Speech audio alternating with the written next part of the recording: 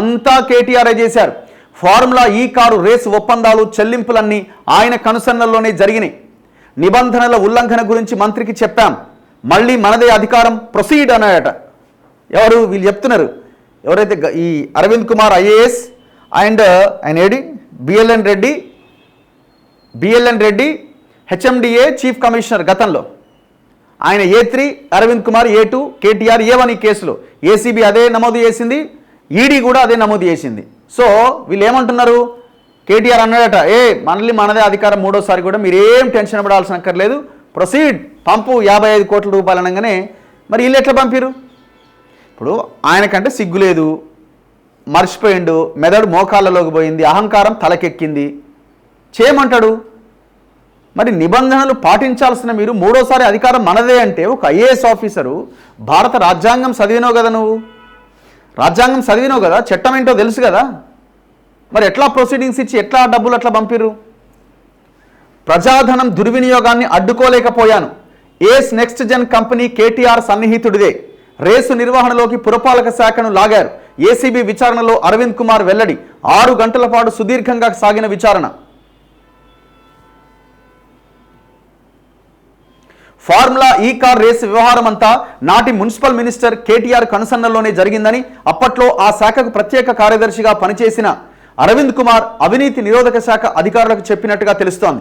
విదేశీ కంపెనీకి పురపాలక శాఖ నేరుగా నిధులు చెల్లిస్తే చట్టపరమైన సమస్యలు వస్తాయని కేటీఆర్కు చెప్పానని, అయితే అంతా తాను చూసుకుంటానని ఆయన అన్నారని అరవింద్ కుమార్ వెల్లడించినట్టుగా సమాచారం. ఒక ప్రభుత్వ అధికారిగా మంత్రి చెప్పినట్టు నడుచుకున్నాను, ఇందులో తన స్వార్థమేమీ లేదని అన్నట్లు. అయితే ప్రజాధనం దుర్వినియోగం అవుతుంటే కాపాడలేకపోవడం వాస్తవమే అని ఆయన అంగీకరించినట్టుగా తెలుస్తోంది. ఫార్ములా ఈ కార్ రేసులో A2గా ఉన్న అరవింద్ కుమార్ బుధవారం ఏసీబీ విచారణకు హాజరయ్యారు. ఉదయం 9:40 ఆయన ఏసీబీ కార్యాలయానికి చేరుకోగా 10:30 గంటల తర్వాత ఆయన ఏసీబీ టీం సభ్యులు పలు అంశాలపైన సుదీర్ఘంగా ప్రశ్నించారు. సాయంత్రం 4:30 వరకు దాదాపు 6 గంటల పాటు ఈ విచారణ కొనసాగింది. విషయం ఏంటంటే, ఇప్పుడు అరవింద్ కుమార్ చెప్తున్నాడు, ఆయన చెప్పింది కాబట్టి చేసినా అని. ఇదే అరవింద్ కుమార్ ఒక్కసారి ఆయన ఆత్మ పరిశీలన చేసుకోవాలి. ఈ ఛత్తీస్గఢ్ విద్యుత్ ఒప్పందం జరిగినప్పుడు ఆయన ఈ పవర్ మినిస్ట్రీకి హెడ్గా ఉన్నాడు, అధికారిగా. ఎవరు? అరవింద్ కుమార్ ఐఏఎస్.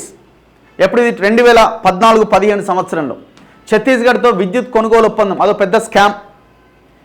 అప్పుడు ఆనాడు ఆ అధికారిగా ఉండి కన్సర్న్ డిపార్ట్మెంట్కి హెడ్గా ఉన్న ఈ ఐఏఎస్ ఆఫీసరు చాలా తీవ్రంగా వ్యతిరేకిస్తూ కేసీఆర్కి లెటర్ రాసిండు. ఇది చాలా తప్పు, భవిష్యత్తులో ఛత్తీస్గఢ్ విద్యుత్ ఒప్పందం అన్నది రాష్ట్రానికి గుదిబండగా మారుతుంది, 1000 కోట్ల నష్టం వస్తుందని కేటీఆర్కి లేఖ రాసిండు. నేను ఈ పని చెయ్యలేను అని చెప్పిండు. ఎట్లా చేయవో చెయ్యాలి అని కేసీఆర్ చెప్తే నువ్వేమన్నా చేసుకో, నేను చెయ్యను అని చెప్పిండు. కేసీఆర్కి డైరెక్ట్గా ఫోన్ చేసి చెప్పిన ఒక నిజాయితీ గల ఆఫీసర్ ఒకప్పుడు అరవింద్ కుమార్. కట్ చేస్తే కేసీఆర్ అన్నదేంది, నువ్వు చేసేది చేయి, తెల్లారు నువ్వు వేడుంటావో నేను చూసుకుంటా అని చెప్పిండు. ఎప్పుడైతే రిజెక్ట్ చేసిండో ఇమీడియట్ నెక్స్ట్ డే 10 గంటల లోపే ఆయన్ని ఏపీ భవన్కి, ఢిల్లీలో ఉన్న ఏపీ భవన్కి ట్రాన్స్ఫర్ చేసిండు ఇదే కేసీఆర్.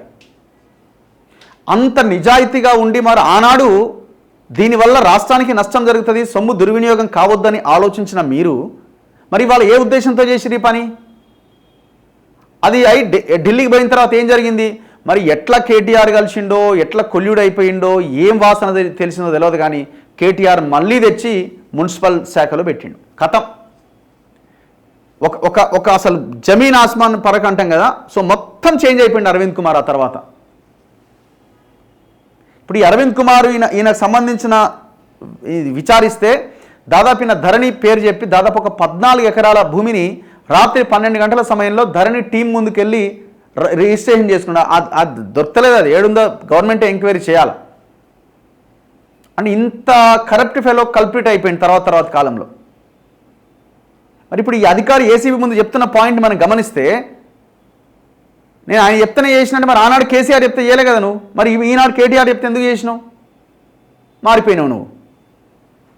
విశ్వసనీయ సమాచారం ప్రకారం ఏసీబీ అధికారుల ప్రశ్నలకు అరవింద్ కుమార్ సమాధానమిస్తూ హైదరాబాద్లో ఫార్ములా ఈ కార్ రేసు 9, 10, 11, 12 సెషన్ నిర్వహించడానికి సంబంధించి ఎఫ్ఈఓతో 2022లో చర్చలు మొదలయ్యాయి.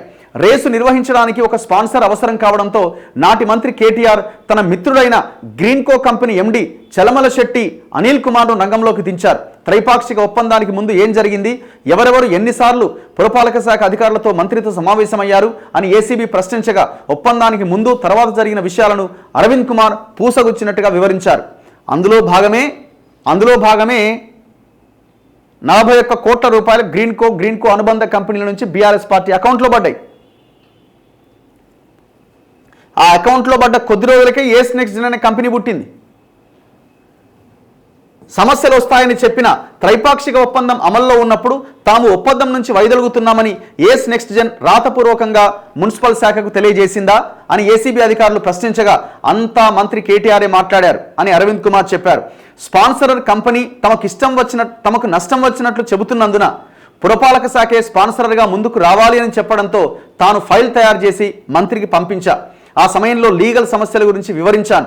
అయితే డోంట్ వర్రీ, మళ్ళీ మనమే వస్తున్నాం, ప్రొసీడ్ అంటూ అంతా తానే చూసుకుంటాను అని కేటీఆర్ చెప్పారు. ఎఫ్ఈఓ నుంచి 54 కోట్ల 88 లక్షలకు వచ్చిన 2 ఇన్వాయిస్లకు హెచ్ఎండిఏ ద్వారా చెల్లింపులు చేయాలి అని మంత్రి ఆదేశించారు. కేబినెట్ ఆమోదం లేకుండా ఆర్థిక శాఖ అనుమతి తీసుకోకపోవడం, సచివాలయ బిజినెస్ రూల్స్ ఉల్లంఘన, విదేశీ కరెన్సీ చెల్లింపులు, ఆర్బీఐ అనుమతికి సంబంధించి ఏసీబీ అధికారులు అడిగిన ప్రశ్నలకు అరవింద్ కుమార్ సూటిగా జవాబిచ్చినట్టుగా తెలిసింది. కొన్ని కీలక డాక్యుమెంట్లతో పాటుగా కేటీఆర్తో జరిపిన వాట్సాప్ చాట్ మెసేజ్లను కూడా అధికారులకు అందజేశారని సమాచారం. ఇది కూడా ఉందట. అంటే మొత్తం దొరికిపోతున్నారు లీగల్గా. పురపాలక శాఖను బలవంతంగా లాగారు. ఫార్ములా ఈ కార్ రేసు నిర్వహణలోకి మున్సిపల్ శాఖను బలవంతంగా లాగబడిందని, ఆ శాఖ మంత్రి ఆదేశాలను ధిక్కరించే పరిస్థితిలో తాము లేమని అరవింద్ కుమార్ ఏసీబీ ముందు తన నిస్సహాయతను అంగీకరించినట్టుగా తెలుస్తోంది. విచారణకు సహకరిస్తానని, ఎప్పుడు పిలిస్తే అప్పుడు హాజరవుతానని చెప్పారు. విచారణ సమయంలో ఏసీబీ అధికారులు పలుమార్లు అరవింద్ కుమార్కు తగినంత సమయం ఇచ్చి ప్రశ్నలు అడిగారు. ఆయన చెప్పిన అంశాల ఆధారంగా కేటీఆర్ను ప్రశ్నించవచ్చని సమాచారం. విచారణ క్రమంలో అరవింద్ కుమార్కు మధ్యాహ్న భోజనం చేయడానికి ఏసీబీ అధికారులు అనుమతించిన కేవలం ఆయన స్నాక్స్ మాత్రమే తీసుకున్నారు. అవసరమైతే మళ్ళీ పిలుస్తామని చెప్పి సాయంత్రం 4:30కు విచారణ ముగించారు. ఆయన వాహనాన్ని కార్యాలయం 2వ గేటు నుంచి పంపించేసిరట. ఇది జరిగిన మ్యాటర్. ఇక్కడ ఈడీ విచారణ జరిగింది. ఎవరిది? బిఎల్ఎన్ రెడ్డిది. నేను నిమిత్త మాత్రున్నే, ఆయన కూడా అదే చెప్తుండు. ఈయన A3గా ఉన్నాడు, ఆనాడు హెచ్ఎండిఏ చీఫ్ ఇంజనీర్గా పనిచేసిండు. ఈ 10 కోట్ల రూపాయలకు ప్రొసీడింగ్స్ ఇవ్వాల్సింది, అంటే అంతవరకే పర్మిషన్ ఉంది. వీళ్ళు 46 కోట్ల రూపాయలకు ప్రొసీడింగ్స్ ఇచ్చారు. ఇది ఈయన చేసిన పని. కేటీఆర్ అరవింద్ కుమార్ చెప్పినట్లే చేసిన. ఈడీ విచారణలో బిఎల్ఎన్ రెడ్డి వెల్లడి, హెచ్ఎండిఏ మాజీ సిఈకి ప్రశ్నల వర్షం. ఇక ఈ విచారణ ఇంకొక లెవెల్ ఉంటుంది. ఏసీబీ విచారణ ఒక లెవెల్ అయితే ఇది ఇంకొక లెవెల్ ఉంటుంది. అరవింద్ కుమార్ ఏమో కేటీఆర్ మీద వేసిండు, బిఎల్ఎన్ రెడ్డి ఏమో అరవింద్ కుమార్ అండ్ కేటీఆర్ మీద వేసిండు. ఫార్ములా ఈ కార్ రేసుకు సంబంధించి ఫార్ములా ఈ ఆపరేషన్స్కు నిధుల చెల్లింపుల విషయంలో తాను నిమిత్త మాత్రమే అని హెచ్ఎండిఏ మాజీ chief engineer BLN Reddy enforcement directorate అధికారులతో అన్నట్టుగా తెలిసింది. ఈ విషయంలో అంతా నాటి పురపాలక శాఖ మంత్రి కేటీఆర్, ప్రత్యేక కార్యదర్శి అరవింద్ కుమార్ చెప్పినట్లే నడుచుకున్నాను. ఈ కేసుకు సంబంధించి బిఎల్ఎన్ రెడ్డి బుధవారం ఈడీ ముందు విచారణకు హాజరయ్యారు.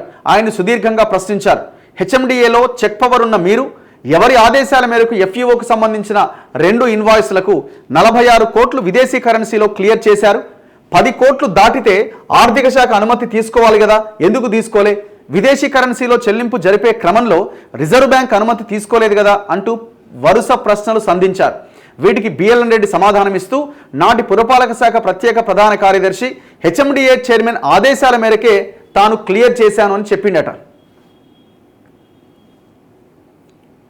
బిఎల్ఎన్ రెడ్డి చెప్పిన విషయాల ఆధారంగా గురువారం విచారణకు హాజరవుతున్న నాటి పురపాలక శాఖ ప్రత్యేక కార్యదర్శి అరవింద్ కుమార్ను ఈడీ అధికారులు ప్రశ్నించవచ్చని సమాచారం. నిన్న ఈ విచారణ అయింది. ఇవాళ మళ్ళీ ఇప్పుడు అరవింద్ కుమార్ని ఈడీ విచారించబోతున్నది, కేటీఆర్ని ఏసీబీ విచారించబోతున్నది. 16వ తేదీన మళ్ళీ కేటీఆర్ను ఈడీ విచారించబోతున్నది. ఇద్దరు కేసు పెట్టి, ఏసీబీ కేసు ఉంది, అటు ఈడీ కేసు ఉంది. దొంగలు అడ్డంగా దొరికిపోతున్నారు అన్నట్టు. ఇక ఈ నవ్వు ఉత్తదే, ఈ నవ్వు అంతా ఏదో మీడియా ముందు మన ఏం చేయలేదని చెప్పుకోవడానికి ఈ నవ్వంతా. రేవంత్ నన్నేం పీకలేవు, లొట్ట పీసు కేసు, లొట్ట పీసు సీఎం, పార్టీ శ్రేణులు నా గురించి ఆలోచించొద్దు. అందుకే ఆలోచిస్తలేను నీ గురించి ఏమి, నువ్వు ఎప్పుడు పోతావా అని చూస్తారు నీ పార్టీ శ్రేణులు కూడా. నువ్వు ఎప్పుడు పోతే అప్పుడు పార్టీ ఏమన్నా ఒక అడుగు ముందుకేస్తుందేమో అన్నది వాళ్ళ ఆలోచన. నీ వల్ల వాళ్ళకు ఇంత ఈసమంతు ఉపయోగం కూడా లేదు.